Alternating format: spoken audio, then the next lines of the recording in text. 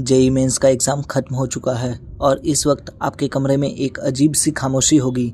वो खामोशी या तो सुकून की है या फिर एक चुभन की कि काश थोड़ा और पढ़ लिया होता।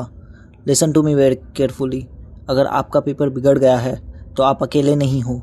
इस देश के 14 लाख बच्चों में से 98% बच्चे आज वही महसूस कर रहे हैं जो आप कर रहे हो। पर फ़र्क यहाँ से शुरू होता है।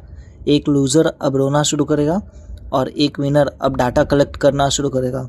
ये वीडियो उनके लिए नहीं जो बहाने ढूंढ रहे हैं, यह उनके लिए है जो अगले 70 दिनों में अपनी किस्मत पलटने का दम रखते हैं। Let's talk about the 70-day pivot strategy. Step 1, the beta test audit. Paper analysis.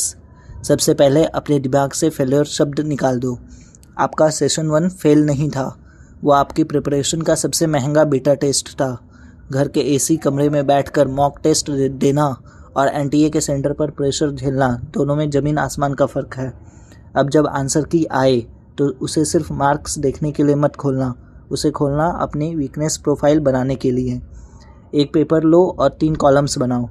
The I knew it errors, वो सवाल जो आते थे पर कैलकुलेशन में गलत हो गए।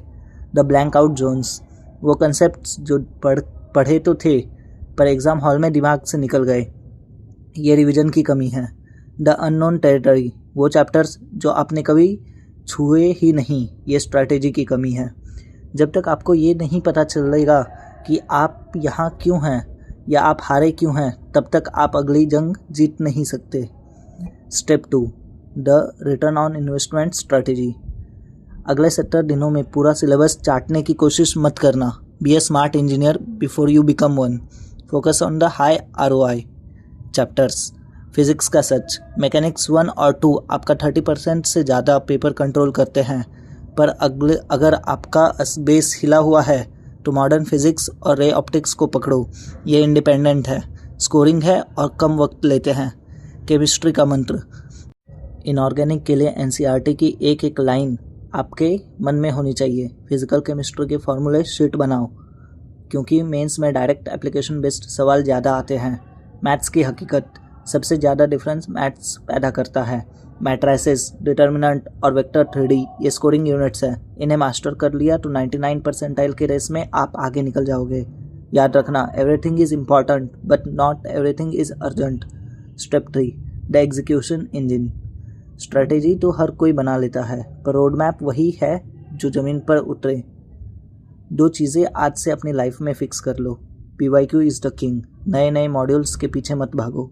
पिछले 5 साल के जेई मेंस के सवालों को ऐसा सॉल्व करो जैसे वो कोई रिचुअल है। हर सवाल के पीछे एक लॉजिक आपके दिमाग में होना चाहिए। Burn the time table. घंटों वाला टाइम टेबल कभी काम नहीं करता। यूज़ अ डेली मिशन लिस्ट। रात को सोने से पहले लिखो कि कल फिज़िक्स के 30 सवाल और केमिस्ट्री का एक चैप्टर ख़त्म करना है।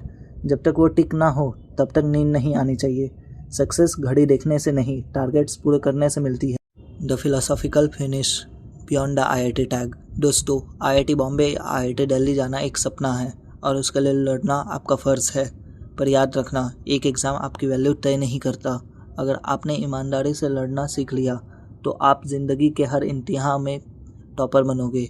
IIT की सीढ़ियाँ थोड़ी ऊंची है, थका देने वाली है, पर जो ऊपर तक जाता है नज़ारा वहीं से खूबसूरत दिखता है। अपने आंसू पोंछो, अपना पेन उठाओ और सेशन 2 को अपने लाइफ का सबसे बड़ा कमबैक बनाओ। गेम अभी ख़त्म नहीं हुआ है, क्योंकि आप अभी मैदान में खड़े हो। हमारे साथ जुड़िए, साथ में डिकोड करेंगे धन, दिमाग और विजय। BIZ Decode X। धन्यवाद।